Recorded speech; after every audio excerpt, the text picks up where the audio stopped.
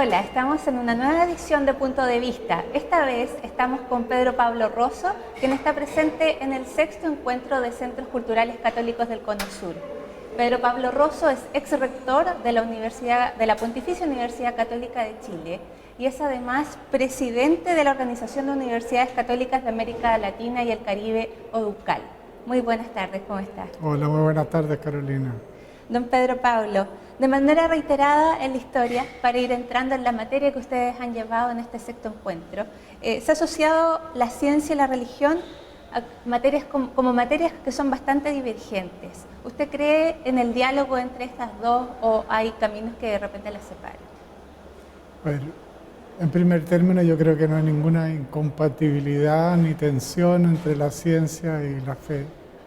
Sin embargo, lo que usted menciona es algo muy real que se dio de manera muy aguda durante el siglo XIX, en la época que surgió con mucha fuerza el positivismo, y se creía que la Biblia era un relato mítico que no tenía ningún asidero. Algunos científicos, por ejemplo, consideraron que era totalmente contradictoria la teoría de la evolución y la creación del mundo como explica el Génesis. La historia ha demostrado posteriormente que no hay incompatibilidad, que la evolución es algo muchísimo más complejo de lo que se pensó inicialmente, que tal como dice el Génesis, el mundo no se hizo en un día y la sucesión de cosas que van sucediendo en el relato del Génesis de alguna manera anticipa y no contradice para nada el tema de la evolución. Sin embargo, a partir de esta impresión de incompatibilidad entre una cosa y otra, a propósito cito un libro muy interesante de un gran filósofo y matemático como fue Bertrand Russell, que escribió un libro ¿Por qué no soy cristiano?, en que menciona muchas veces lo que él encuentra la irracionalidad supersticiosa y mítica que sustenta la fe, y por otra parte la racionalidad, la constatación empírica de las cosas, las verdades que sustentan el mundo de la ciencia y su descripción de la realidad física. Sin embargo, como mencioné hoy día en mi presentación, en los últimos 50 años ha existido por parte de la historia de la ciencia una revisión de esto y un reconocimiento de que la Iglesia no es de ninguna manera una institución oscurantista que se opone al método de la ciencia, que se opone a la indagación científica y por el contrario, que alienta a sus universidades a ser muy activas en el mundo de la ciencia, a investigar. Y al respecto hay un documento muy interesante que está contenido en Gravísimos Educaciones, que es el documento del Concilio Vaticano II dedicado a la educación católica, en que dice que las universidades católicas tienen que sobresalir en el cultivo de la ciencia, precisamente les pone esa tarea. Y en este cultivo, ¿cuáles son los pilares que sustentan el quehacer científico en una universidad católica? A ver, yo diría, depende del grado de desarrollo académico que tiene la universidad. En muchos países, durante mucho tiempo, hubo impedimentos legales para que la Iglesia pudiera crear sus instituciones. Y por eso la gran mayoría de las universidades católicas en el mundo son de reciente creación.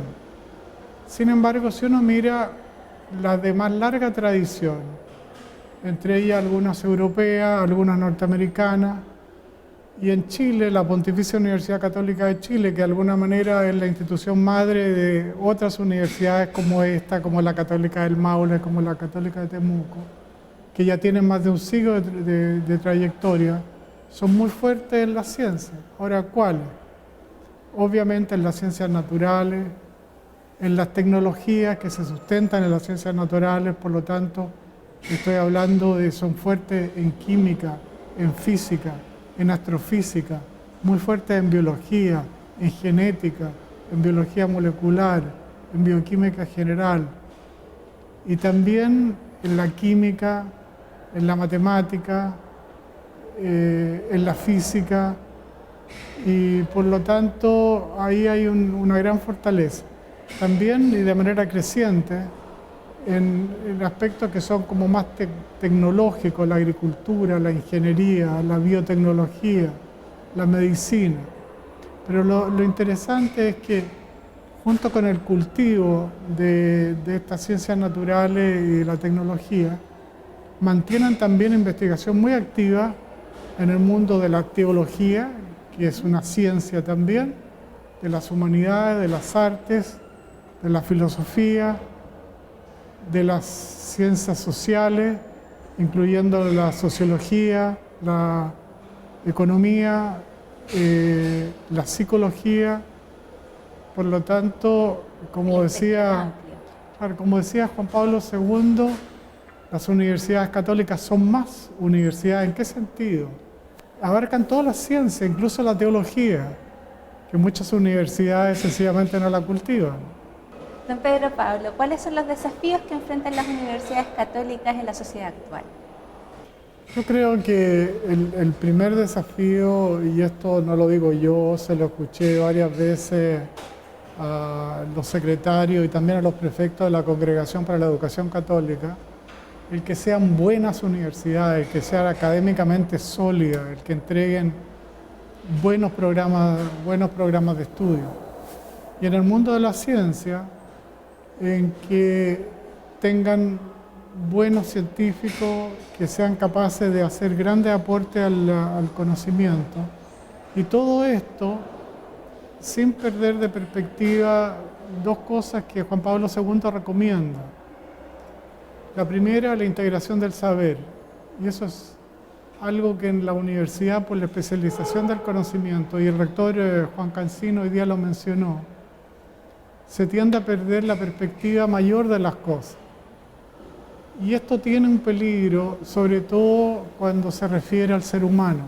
Hay una mirada del hombre desde la biología, desde la física, desde la química, desde la bioquímica, desde la medicina, desde la historia, desde la sociología. Pero en todas estas miradas parcelares, de alguna manera se nos pierde el hombre, se nos pierde lo humano, se nos pierde el hombre visto en su integridad y por lo tanto la pregunta por el hombre, que es la gran pregunta que debe hacerse en la universidad, ¿qué es el hombre, verdad? ¿Y por qué es importante esa pregunta? Nuevamente no estoy exponiendo pensamiento original, sino que algo que le aprendí a Juan Pablo II en uno de sus primeros encuentros universitarios, y fue en un grupo de universidades italianas entre las cuales estaba representada la Universidad de Bolonia, que es la más antigua del mundo, tiene más de 800 años de trayectoria la Universidad de Bolonia. Dijo, ustedes se preguntarán, ¿qué hace un papa aquí? Porque no era común que un papa fuera a visitar la universidad. Le dijo en primer término porque, al igual que ustedes, yo hasta que fui elegido pontífice era un profesor universitario y tengo gratos recuerdos de mi vida universitaria. Pero ¿por qué la Iglesia quiere acercarse a la universidad? Porque ustedes son el lugar donde se indaga la verdad, donde se busca la verdad. Y la Iglesia comparte esa pasión. La Iglesia tiene la misma pasión por el hombre, por el fenómeno humano y al mismo tiempo por la verdad. Y después, haciendo una pausa dramática, y Juan Pablo II usaba muy bien su capacidad de comunicación, dice, y lo que compartimos realmente, esta pasión por la verdad y por el hombre, debiéramos decir la verdad del hombre. Y aquí hay casi un guiño para los que entienden lo que realmente quiso decir el Papa, porque hay un documento muy importante, el Concilio Vaticano II, que dice que el misterio del hombre, o sea, la verdad del hombre, solo puede comprenderse en la verdad de Cristo, en la verdad del Verbo encarnado. La presencia de Cristo, el mensaje de Cristo es lo que explica realmente lo que es el hombre, su real naturaleza, su destino trascendente, su vocación al amor. Y en base a lo que usted me está diciendo, desde la perspectiva de Eudocal, ¿cuál es la importancia de ese diálogo entre la evangelización y la cultura? Bueno, la misión que la Iglesia ha encargado a las universidades católicas es la búsqueda de la verdad, pero la búsqueda de la verdad en un contexto donde hay, por una parte, educación, formación integral de la persona, pero también anuncio. O sea, lo apasionante de la institución universitaria católica es que es universidad y además es católica, y eso significa que tiene una misión de anuncio, también una misión de servicio a la sociedad, incondicionalmente, de servicio a la humanidad.